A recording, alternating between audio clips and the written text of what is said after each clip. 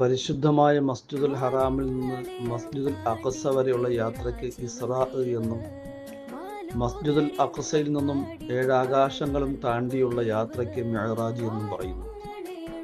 പ്രവാചകർ സല്ലല്ലാഹു അലൈഹി വസല്ലമ തങ്ങളെ ഓരോ ആകാശത്തിലും മുൻകഴിഞ്ഞു പോയ ഓരോ പ്രവാചകന്മാരുടെയും നേതൃത്വത്തിൽ വലിയ സ്വീകരണമുണ്ടായിരുന്നു.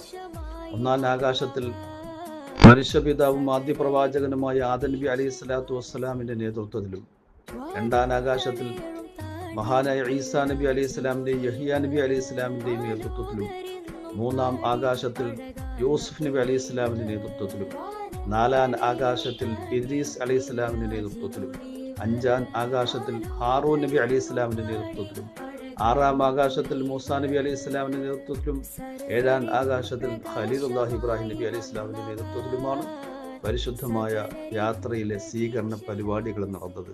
അല്ലാഹുമ്മ ബാരിക് ലനാ ഫീ റജബിൻ വ ശഅബാൻ വ ബല്ലിഗ്നാ ശഹ്റ റമളാൻ.